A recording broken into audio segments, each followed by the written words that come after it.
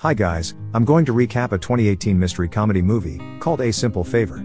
This movie tells the story about a widow who is finding out the truth about the mysterious disappearance of her best friend. So, what is the reason behind her disappearance? Does she manage to find her? Let's find it out. Stephanie is a single mother with a parenting vlog, who has a best friend named Emily, a secretive upper-class woman who has a child at the same elementary school as Stephanie's son. She does a vlog while talking about Emily, who has been missing for 5 days, where Emily asks her for help to pick up her child at school and has not returned until now. Stephanie also tells how she and Emily became friends, where it started from the friendship between her son, Miles, and Emily's son, Nicky. In the past, Stephanie is always volunteering and contributing to Miles's class, where it makes the other parents like Darren and others look bad. The bell is ringing. It is time to pick Miles back home. On the other hand, Miles wants to have a playdate with Nicky. But Stephanie is busy, thus she denies it. Then, Emily suddenly arrives to pick Nicky up, who keeps asking for time to play.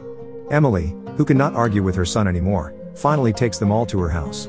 The parents who see them there, mention that Emily is a strange person and will not be able to get along with Stephanie.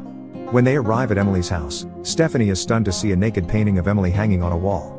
Stephanie also explains that she is a single mother after her husband and brother were killed in a car accident. She lives off of her husband's insurance money until now.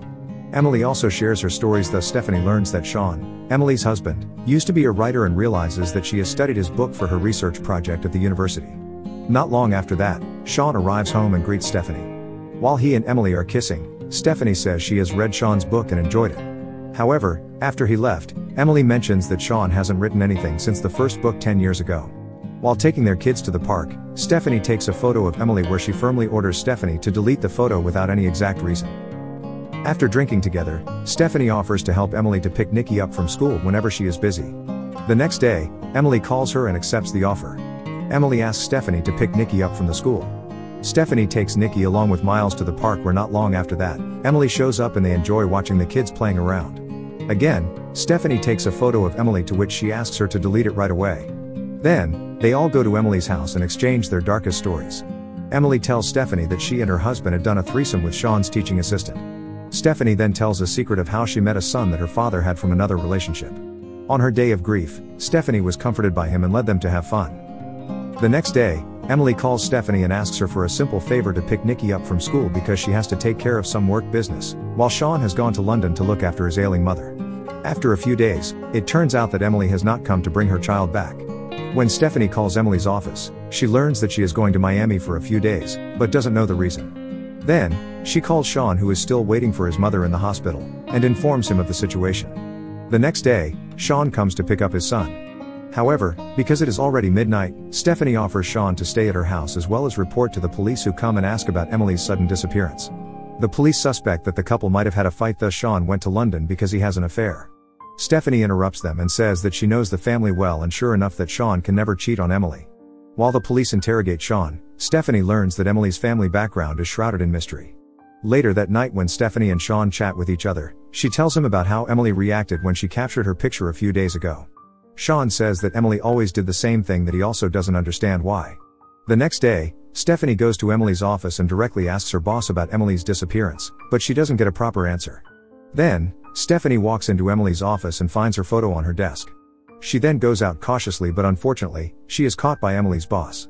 Stephanie overcomes this problem by following Emily's previous advice, to speak firmly to her boss, thus she will not be trampled on.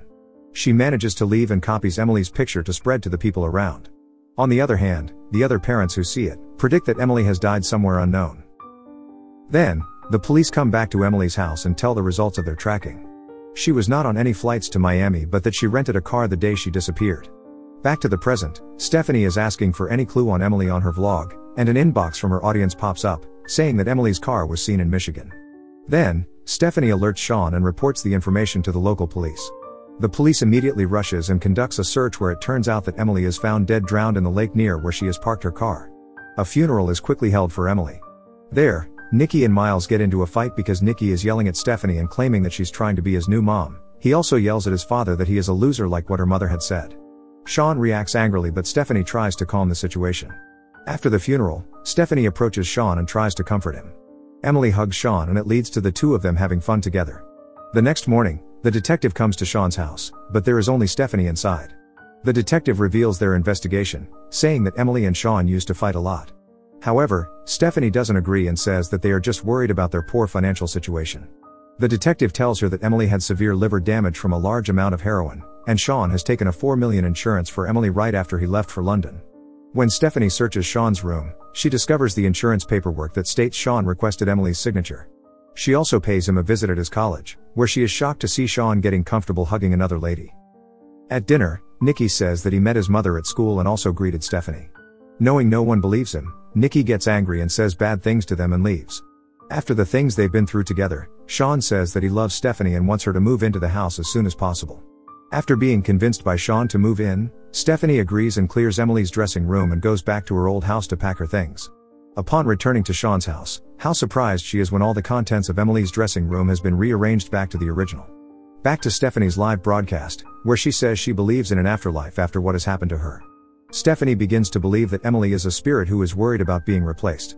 While she is driving the boys home from school, Nikki gives Stephanie an envelope that he says is from Emily. She loses her focus and it almost leads them to a car accident. When she gets home, Stephanie opens it and finds a picture of Stephanie with her family and Chris, the brother she used to have an affair with. Surprisingly, Emily suddenly calls and says that she is in heaven watching Stephanie from there. Stephanie thinks back about the day her husband and brother, Chris, were killed. Her husband confronted her on her close relationship with Chris and demanded to know whether Miles was his son or Chris's. She told him that he was talking nonsense but did not know how to answer the question. Then, her husband and Chris have a man-to-man talk in the car which surprisingly, it led them to death. When Stephanie tearfully thought about her guilt, she and Emily ended up kissing, but Stephanie pulled herself together. Snapping out of her mind, Stephanie focuses on Emily's painting and finds the painter's name, Diana Hyland. Stephanie immediately goes to Diana to ask about Emily, but Diana doesn't know her, claiming that the person in the painting introduced herself as Claudia. In addition, she has also taken all of Diana's money before disappearing into thin air. Then, Diana gives Stephanie the t-shirt that Claudia has left behind, to help her solve this puzzling riddle. On the t-shirt, a name of a camping site is written on it. From here, Stephanie begins to get clues, where she visits the campsite listed on the shirt as a guest. She asks the committee for permission to view the photo album of the venue's collection with the excuse of looking at reviews. Stephanie finds the names of children named Hope and Faith with faces similar to Emily's and her childhood twins. She also finds a home address and decides to pay a visit. After that, Stephanie goes to the address pretending to be a cleaning service at her house and asks their mother about Hope and Faith. It turns out that the children have once burned their house down. Their mother reveals that the lady in the photo is actually Faith. Seeing the husband has gone back home, Stephanie hurriedly leaves the house. She starts her live broadcast and talks about Emily's background, who turns out to have a middle name, namely Claudia. Stephanie is sure that Emily is still alive somewhere. Meanwhile, Emily herself watches the broadcast, and she is quite mad that Stephanie is blowing her cover. As a closure, Stephanie hopes that Emily is watching the live broadcast. She ended her live broadcast by saying, "You gotta have faith," as a clue indicating that Stephanie has known Emily's true identity. On the other hand, Sean is in a restaurant waiting for a business appointment, but he is left waiting for so long. Turns out, he is baited by Emily who comes in disguise. She reveals that she pretended to be dead only to get the $4 million insurance fund, because she hated her job and couldn't live off of her husband's salary alone. Arriving at the house, Sean is greeted by an insurance agent and Stephanie, who state the possibility that the body in the river is actually Emily's twin sister who Sean isn't even aware of. Later, Stephanie meets Emily at the cemetery where she reveals everything through a flashback. Here, Emily says that she and her sisters were triplets and one of them had died. Their lives as teenagers were very restrained and abused by their father.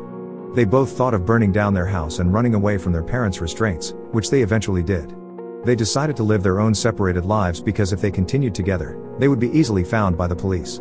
After parting ways with her sister, Emily started a life of her own and found the perfect job and partner. Until that moment everything changed, when suddenly her twin called her and asked to meet at the campsite to ask for insurance money. If she didn't get what she wanted, she threatened Emily that she would appear and ruin her life and her son. After they finished their discussion, her twin took Emily to swim together in the lake, where Emily drowned her to death. She then used her twin's body to fake her death, but now the plan has been ruined because of Stephanie's report to the insurance company. Still wanting to shift the blame, Emily takes a wrench and tosses it into the air and hits her eye. She reports that Sean beats her and forces her to fake her own death, which results in Sean being investigated and taken into custody. But not long after that, Sean is released because he still has bail as a British citizen in America, so he will not be arrested and will be deported if found guilty. Then, Stephanie plans with Sean to get Emily to confess to the murders of her sister. Stephanie comes in with a gun and pretends to shoot Sean, but Emily already knew of everything and cut the mics that the police had planted. Surprisingly, Stephanie reveals that she is using a live camera camouflaged on her button, while secretly broadcasting Emily's confession. Realizing that she has been found out, Emily runs out of the house. When Stephanie chases after her, Emily draws her gun on Stephanie, but suddenly Darren comes with a car and slams her instead. Moments later, the police arrive to arrest Emily. In the end, Stephanie's vlog has hit 1 million viewers. Her successful vlog was purchased by a big agency and turned into a daily morning show. She also opened an investigation agency and has brought over 30 dangerous fugitives to justice. Sean and his son also returned to live happily. Emily is currently serving a 20-year-old sentence and has adjusted to prison life quite nicely. Subscribe to watch more videos like this, turn on notifications, and leave a like and comment to help the channel out. Thank you for watching, and see you next time.